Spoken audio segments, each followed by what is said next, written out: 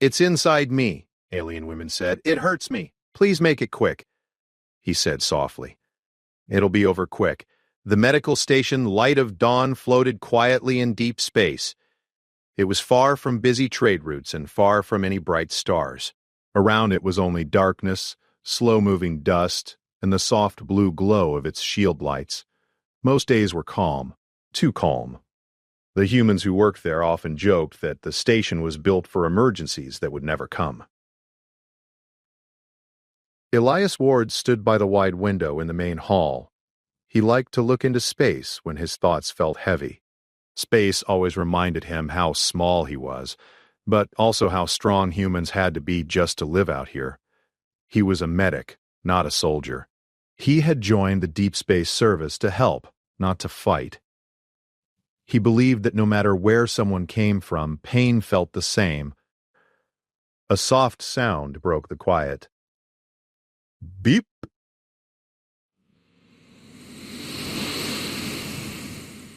Elias turned toward the control desk. The station's main screen lit up with a yellow light.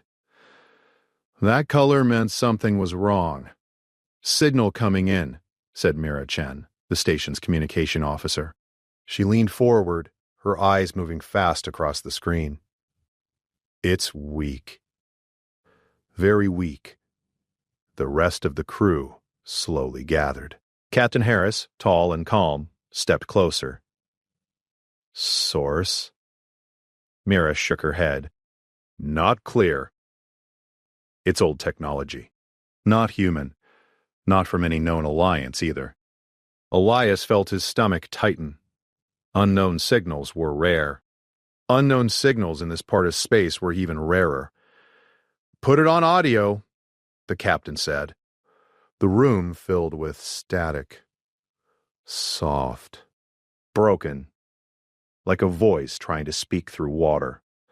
Then a sound came through. It was not a word, not in any human language. It was a low, shaking tone, filled with pain and fear. Elias stepped closer without thinking. That's not a machine, he said quietly.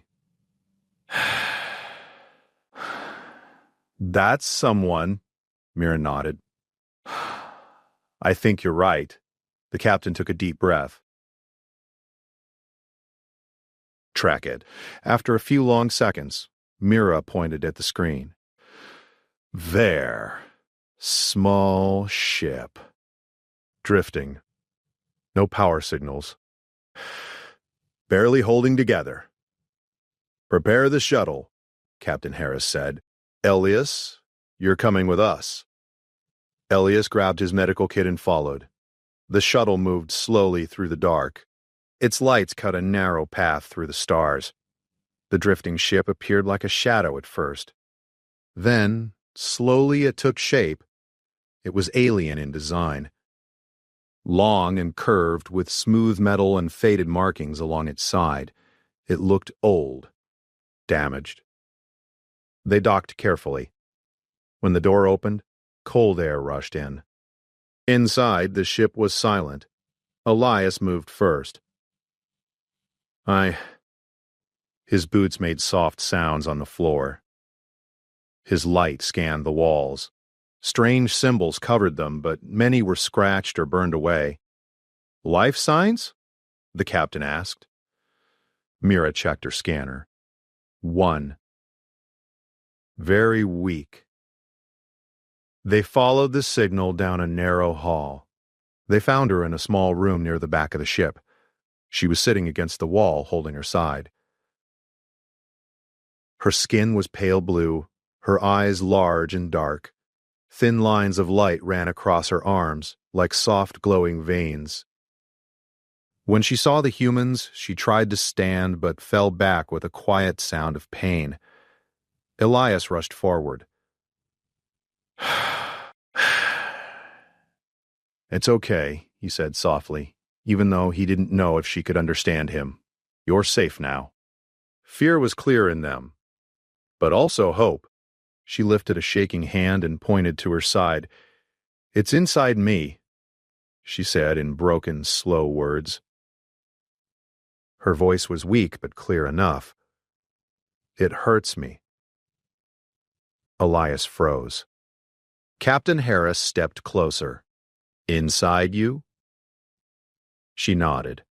"Please," she whispered. "Make it quick."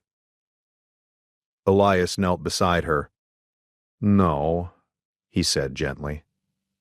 "We don't make things quick. We make them right."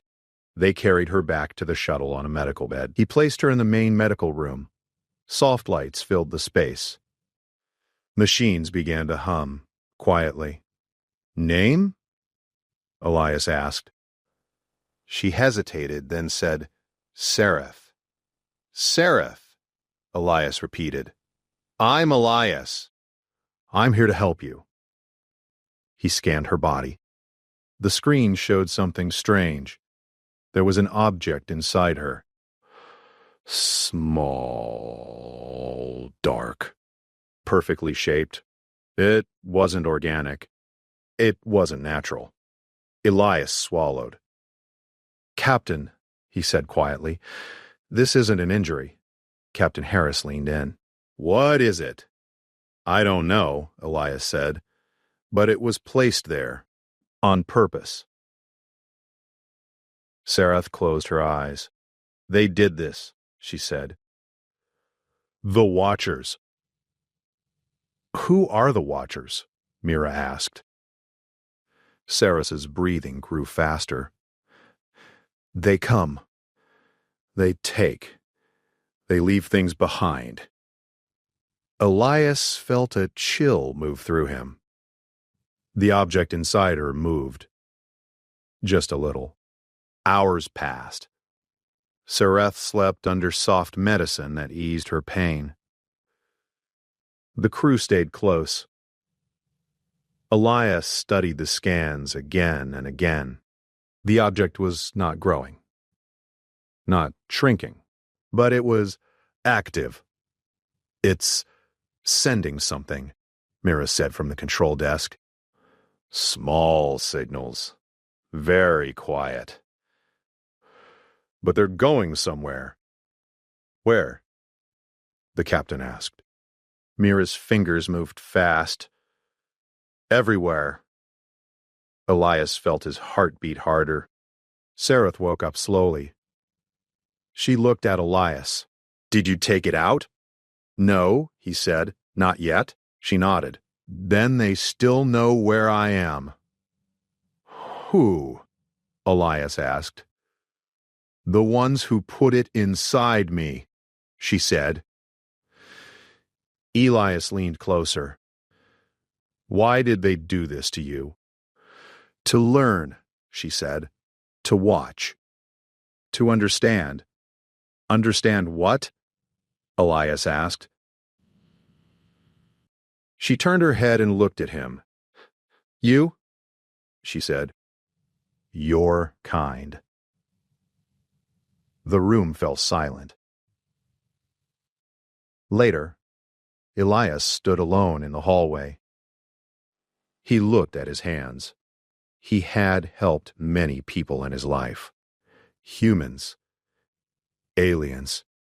Friends. Strangers. But this was different. This wasn't just about saving one life. Captain Harris joined him. "You're thinking too hard," he said. "I'm thinking not hard enough," Elias replied. "Whatever that thing is, it's not just hurting her, it's using her." The captain nodded slowly. "We'll protect her." Elias looked back at the medical room. "Then we may need to protect more than just her," he said. That night, the station lights dimmed. Stars filled the windows like scattered fire. Sarath slept. The machine inside her sent quiet signals into the dark. Far away, something listened. And on the light of dawn, the humans stayed awake. Not because they were afraid of what might come, but because they refused to turn away from someone who needed them. The light of dawn was never truly quiet. Even in its calmest hours, soft sounds moved through the halls. Machines breathed in slow rhythms. Lights hummed behind the walls. The station felt alive in a way Elias had never fully understood until now. Tonight, it felt like something else was alive, too. Ilya stood in the medical room watching the screen beside Sareth's bed. Lines of light moved across it, showing her heartbeat, her breathing, and the strange shape inside her. The object had not changed. But Elias had. He no longer saw it as just a problem to solve. He saw it as a shadow sitting inside a living person. A silent guest that did not ask for permission. Sareth opened her eyes. She looked tired, but her pain was softer now. The medicine helped, even if it could not fix everything. "You stayed," she said quietly. Elias nodded. "I told you, I'm here to help." She studied his face. Why? The question surprised him. "Because you need it," he said. She frowned slightly. "My people ran. They left me behind when the Watchers came." Elias felt something tighten in his chest. "We don't run from people who are hurting," he said. "Not if we can help it." Sareth looked away. "Then your people are strange," he smiled. "We've been told that before." In the control room, Mira stared at the signal map. Small points of light moved slowly across the screen. They were not ships. They were not messages in a normal way. "They're echoes," she said to Captain Harris. "The thing inside her is not just sending a signal, it's sending parts of what it learns." "Learns what?" the captain asked. Mira tapped the screen. "Us. Our language. Our systems. Our behavior." The captain crossed his arms. "So it's watching." "Yes," she said, "and listening." Elias returned to Sareth's side with a cup of warm water. She took it with shaking hands. "Tell me about your home," he said. She hesitated, then spoke slowly. "My world is bright. 2 suns. Big seas. Floating cities." "That sounds beautiful," Elias said. "It was," she replied, "before the Watchers came." "What did they want?" Elias asked. She closed her eyes. "They never speak. They only take. They leave these things inside us. Then they go." "And then what happens?" Elias asked. Sareth's voice became softer. "Then others come. Not Watchers. Not my people. Strangers who already know how we think, how we fear, how we trust." Elias understood. "The Watchers are scouts," he said. Later, the crew gathered in the main hall. The captain stood at the center. "We need to talk about what we do next." Mira spoke first. "If that thing keeps sending data, it's only a matter of time before someone follows it." "And if we remove it?" asked one of the engineers. Elias shook his head. "It could kill her." The room felt quiet. Captain Harris looked at Sareth, who sat wrapped in a soft blanket near the wall. "She's not a tool," the captain said. "She's a person." Mira nodded. "But if an entire fleet shows up because of that thing inside her, this station won't be able to protect anyone." Elias stood. "Then we find another way." "What way?" the engineer asked. Elias took a breath. "We don't fight it. We don't cut it out. We talk to it." Silence filled the room. Mira blinked. "Talk to a machine?" Elias nodded. "It's learning from us. That means it can understand us. Or it will, eventually. Captain Harris studied him. And what would you say to it? Elias looked at Sareth. I would tell it who we are, he said. They set up a small room next to the medical bay. Soft lights. No weapons, no sharp tools, only a chair, a table, and a screen. Elias sat down. Mira connected the system to the strange object inside Sareth using gentle energy waves. The screen flickered. Lines appeared. Shapes. Sounds. The machine was listening. Elias leaned forward. My name is Elias, he said slowly. I am human. The screen changed. A sound came back. Not a word. Not a voice. But something close. Elias continued. You are inside, Sareth. She did not choose this. She is in pain. The machine paused. Sareth watched from her bed. Her hands were tight around the blanket. Elias spoke again. We help people who are in pain. That is what we do. The screen flashed softly. The sound returned, slightly different.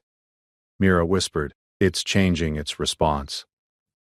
Elias felt a strange feeling in his chest. Not fear, not hope. Something in between. Hours passed. Elias told the machine about Earth, about oceans, about families, about how humans argued, failed, and tried again. He told it about why people stayed with the sick, why they carried the weak, why they cried when someone they loved was lost. The machine listened. Sareth watched. At one point she asked, Do all humans do this? Elias smiled. No.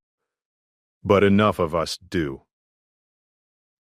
In deep space, far from the station, large shapes moved. They were silent. They were waiting. But the signal they received was not what they expected. It was not clean data. It was not simple maps or clear plans. It was filled with noise. Voices. Stories. Emotion. Confusion. Back on the light of dawn, the machine inside Sareth slowed its signals. Mira stared at her screen. It's not sending as much. Why? The captain asked. Mira looked up. I don't know. It's like it's thinking.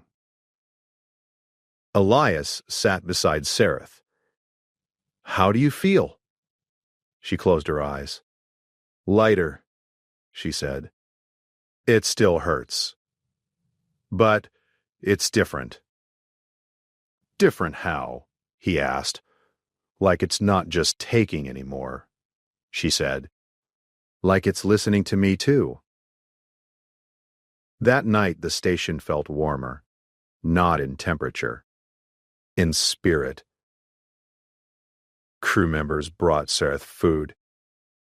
They showed her pictures of Earth, of forests and cities and animals. She laughed for the first time. The sound surprised everyone. Elias watched from the doorway. He thought about what the Watchers wanted. They wanted to understand humans so they could defeat them. But what the machine was learning now was something else. It was learning why humans stood together, why they did not leave, why they stayed in the dark with someone who was afraid. Mira called Elias to the control room. Look, she said. On the screen, the distant shapes had stopped moving closer. They're waiting, Mira said. Or, they're confused, Elias replied. The captain folded his hands behind his back. Good, Let them be confused. Sarah stood at the window later, looking at the stars. Your people are brave, she said. Elias shook his head. We're scared all the time. She smiled softly. Then you're brave anyway. The machine inside her sent one more signal, but this one was different. It was slow.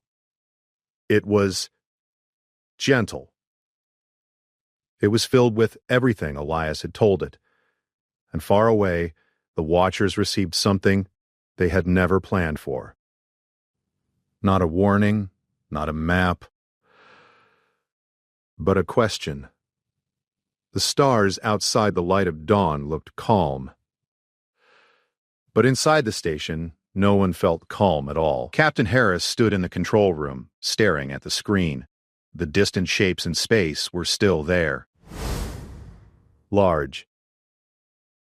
Silent. Waiting. They haven't moved in hours, Mira said. That doesn't mean they won't, the captain replied. Elias stood near the door. He had not slept. His eyes were tired, but his mind was sharp.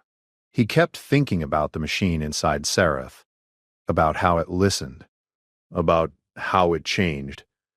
What if they're not waiting for us? Elias said. What if they're waiting for it? Mira turned toward him. You mean the probe? Elias nodded.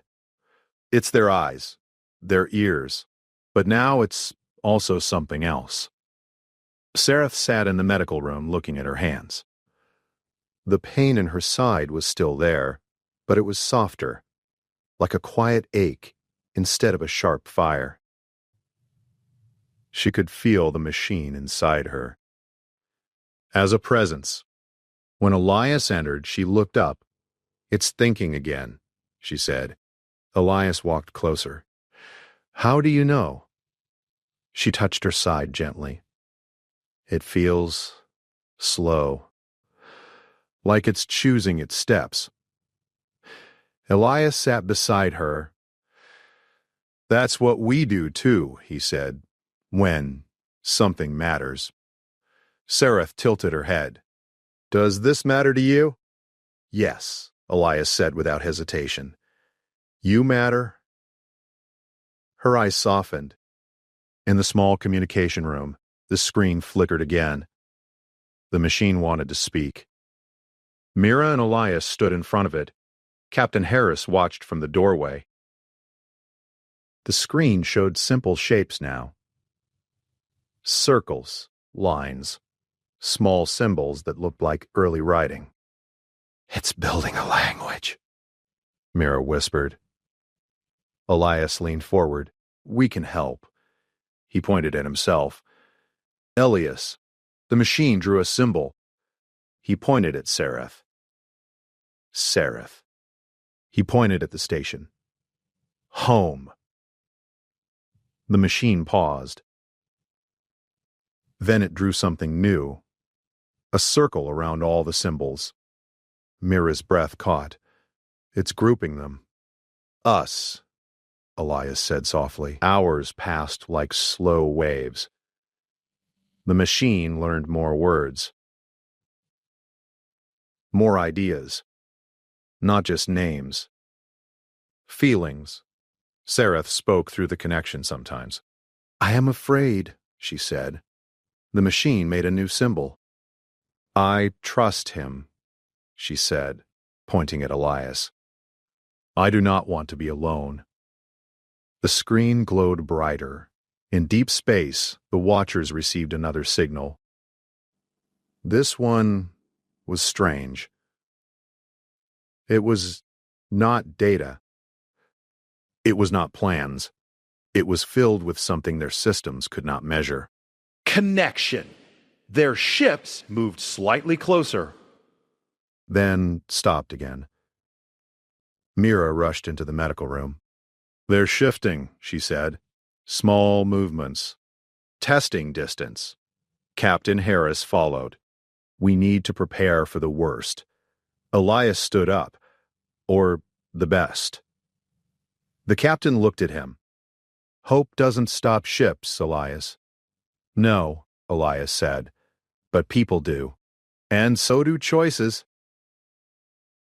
He looked at Surith.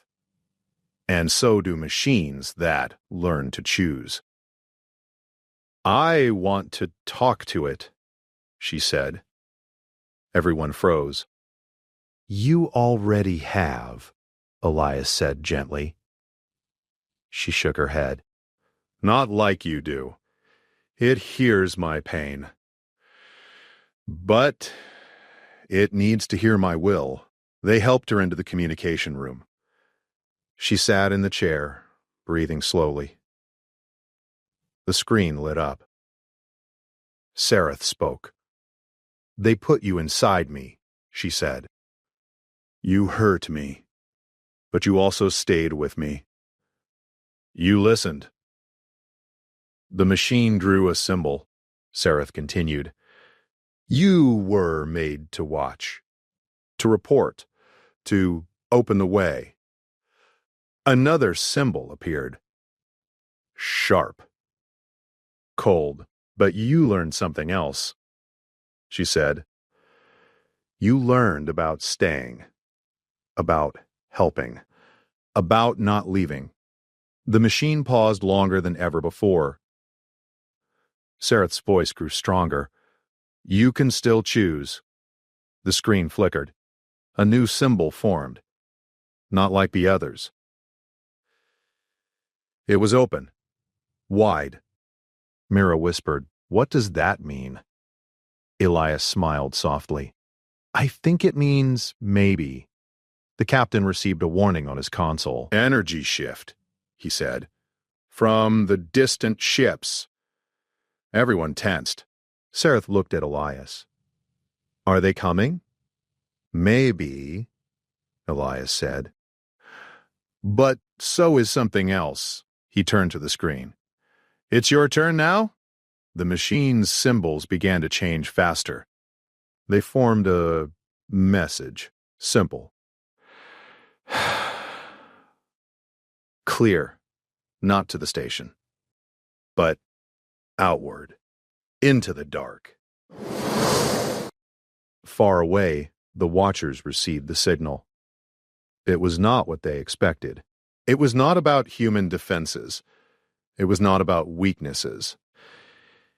It was about hands reaching out, about voices staying in the dark, about pain being shared instead of used. Their systems struggled to understand. Their ships slowed, then stopped. On the light of dawn, the distant shapes on the screen began to move away. Mira's eyes widened. They're pulling back. Captain Harris let out a slow breath. I don't believe it. Elias closed his eyes for a moment. Sareth smiled weakly. It chose. Later, the station was quiet again. Not the tense quiet, the peaceful kind. Crew members sat in the main hall, talking softly. Some laughed. Some just sat and watched the stars. Elias stood by the window with Sareth. Your people didn't leave you, he said. She shook her head. No, yours didn't. He smiled. We're stubborn like that. Mira joined them. The machine's signals are different now, she said. They're not one way anymore. What do you mean? Elias asked. It's not just sending, she said. It's receiving. From far away. From other probes. Other worlds. Sareth's eyes widened. It's talking to them? Mira nodded. Teaching them, maybe. Elias looked back at the stars. Then this isn't just about us anymore, he said. The machine inside Sareth pulsed gently. Not like a tool. Like a heart. That night, Elias recorded a message in the station's log. Humans did not win today, he said. We did not fight. We did not threaten. We did not hide. We Stayed. He looked at Sarah through the glass. And sometimes, staying is enough to change the universe. The stars outside seemed brighter, not because they had changed, but because the people looking at them had. The light of dawn floated in a sea of stars that looked calmer than ever before. The distant ships were gone. Not hidden, not waiting, gone. Captain Harris stood in the control room, arms crossed, watching the empty space on the screen. "I've been out here a long time," he said softly. "I've never seen something like this." Mira leaned back in her chair. "Me neither. They didn't retreat because we were strong. They retreated because they were unsure," Elias said. "Sometimes that's stronger," the captain replied. Sarah walked slowly through the main hall. Her steps were careful, but steady. The pain in her side was still there, but it no longer ruled her body. The machine inside her felt quiet now. Not silent, just calm. Crew members smiled as she passed. One offered her a cup of warm drink. Another showed her a small plant growing in a clear box near the wall. "This is from Earth," the engineer said. "It grows even when things are hard." Seraph touched the glass. "It's like you," the engineer laughed. "Yeah, we're hard to get rid of." In the medical room, Elias studied the screen again. The machine inside Seraph had changed. Its shape was the same, but the energy around it was different. Aye. Softer. Slower. Like a deep breath instead of a sharp signal. Mira stood beside him. "It's not sending invasion data anymore." "What is it sending?" Elias asked. Mira tapped the screen. "Stories, moments, feelings?" Elias smiled. "Good." Sarah sat down across from him. "Is it still dangerous?" she asked. Elias shook his head. "I don't think so. Not in the way it was before." "Can you take it out now?" she asked. "Maybe, but I don't think it wants to leave." Sarah frowned. "It's inside me." "Yes," Elias said, "but it's also with you." She thought about that. "It learned from you," she said. "From all of you. And you taught it too," Elias replied. Captain Harris called for a meeting. The crew gathered in the main hall. "The Watchers have not returned," he said. "Long-range scans show their fleet moving away from this region of space." A soft sound of relief moved through the room. "But this doesn't mean the universe is suddenly safe," the captain continued. "It means something changed." "And we were part of that change." Mira stepped forward. "The machine inside Sarath is sending messages to other probes. Not commands, not plans." "What then?" asked the engineer. "Examples," Mira said, "of what it found here." Elias added, "It's showing them what humans do when they meet someone in pain." Sarath stood. "My people were watched," she said. "Studied. Used." The room stayed quiet as she spoke. "But here," she continued, "I was seen, heard, held." She placed a hand over her side. "The thing inside me was made to open doors for others to come and take." Her voice grew stronger. "Now it opens doors for others to understand." That night, the crew gathered near the large window. Stars filled the dark like scattered lights in a deep ocean. Sarath stood between Elias and Mira. "Will you take me home?" she asked. Captain Harris nodded. "If you want us to." "I do," she said, "but not just to go back." "Then why?" Elias asked. She smiled. To go forward. My people need to know what you showed me. The journey took days. The station moved slowly through space, following star paths and quiet signals. Along the way, the machine inside Sereth sent gentle messages to other probes they passed. Some responded. Some stayed silent. But none sent warnings. None called fleets. When they reached Sereth's world, the sky was bright with two suns. Floating cities drifted above wide blue seas. Small ships gathered around the light of dawn, cautious but curious. Sereth stood at the front of the docking bay. Her people waited on the other side. Elias stood behind her. You don't have to do this alone.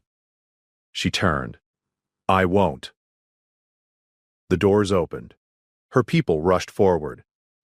They touched her face, her hands, her shoulders. They spoke in soft, fast words filled with relief. Sereth raised her hands for quiet. She told them everything. About the Watchers. About the machine. About the humans who stayed. Her people listened. Some cried. Some looked toward Elias and the crew with new eyes. Later, in a large open hall, leaders from Sereth's world met with Captain Harris. The Watchers feared you, one of them said. Good, the captain replied. So do most of our friends at first. Elias smiled. That evening, Elias and Sereth walked near the edge of one of the floating platforms. The sea below reflected the stars above. Will you stay? Sereth asked. Elias shook his head. We can't. There are other signals. Other people who might need us. She nodded. I thought you'd say that. She placed a small, glowing stone in his hand. For your home. He looked at it. Thank you. The machine inside Sereth pulsed once. A soft light moved across her skin. She did not flinch. She smiled. It's still learning, she said. Good, Elias replied. So are we. The light of dawn lifted into the sky. Sereth watched it become a small light among many stars. Her people stood with her. For the first time, they did not feel like they were being watched from the dark. They felt like they were being seen. Far away, in places humans had never been, other probes received the new message. Not of power, not of fear, but of hands reaching out. Of voices staying close. Of lights that did not go out when the dark grew deep. On the light of dawn, Elias recorded one final log. We did not conquer today, he said. We did not claim new worlds. We left something behind. He looked at the glowing stone in his hand. We left a reason for others to stay kind. The station moved on. The stars opened before it. And somewhere in the great quiet universe, a new story began. Not about who was strongest, but about who stayed.